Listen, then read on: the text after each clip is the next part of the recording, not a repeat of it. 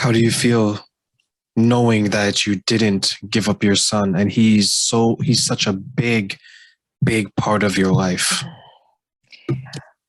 I feel that my child is a big part of my life, that I am very blessed that I didn't give him up, because if I gave him up, I would be back at that nightclub. I would be back at doing extremely terrible things. I've never done drugs, but I was around it. I was around people that sold it. I was around people that did it. And I know as a fact, I would probably be dead, either in a car accident or in a crossfire or something stupid. So looking back, would I do that if I know what I know now? Would I go back and be like, oh yeah, hey, let's go nightclubbing, let's go here, nah, I don't do that. When people today know about my past and try to get me to do stuff that I don't do anymore, it kind of offends me if they know that I don't do certain things anymore. Would I tell other women that they need to open their eyes the moment they find out they're pregnant and decide what they really need to do? Yeah. If you think it's best for you to give up the child that is going to better your life, go ahead. If you feel like it's going to better your life, keeping the child, knowing that you could be the best mom you think you could be, do that. But you have to be able to empower yourself on every step you do. Now, like, I had become an alcoholic when I was 18 years old. I was sexually assaulted by a member of the church. It was a big deal. My father got fired because of it. The church members decided to pick sides. People were very hateful towards me, trying to get me to drop the charges. So I decided to quit the church. I started binge drinking. I had drunk before, whatever, but then I just started binge drinking.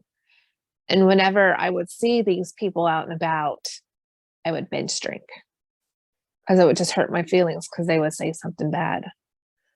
I would go out and sleep with whoever. I didn't care.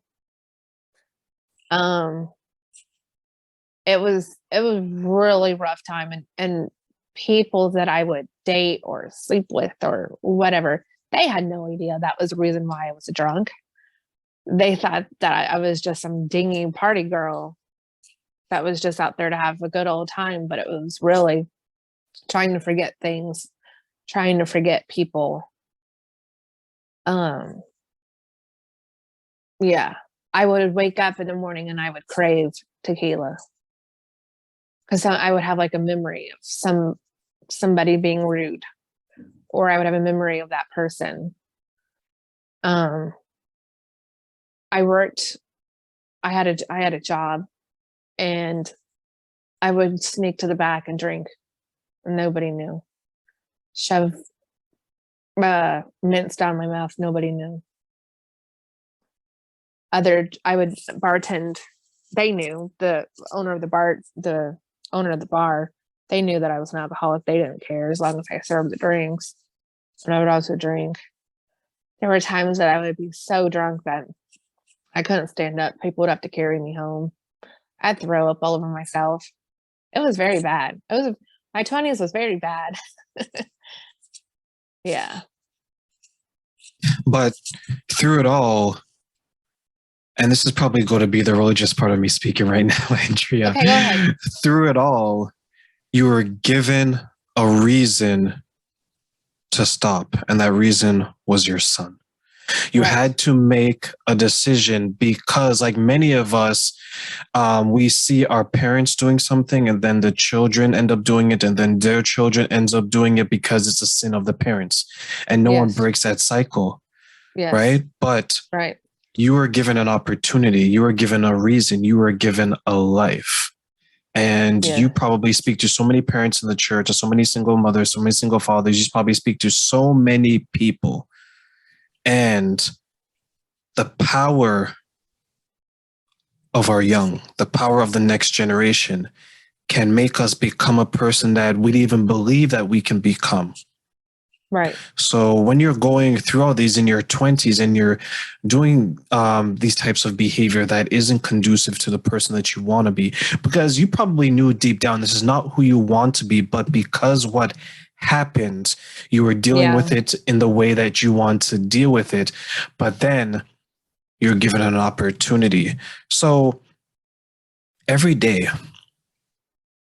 when your son runs to you, when he opens his big eyes, and when you look at his face, how much do you want to say thank you for being the reason why I changed my life around and became sober, became someone that teaches in the church, became this wonderful woman today?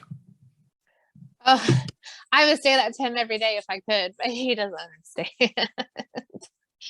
understand. Yeah, he doesn't understand. I would love to tell him that when he gets older, like maybe a teenager, be like, look, this is how my life was, and I don't want you to end up doing this as well. This is how your biological grandparents are, and I don't want you to do that.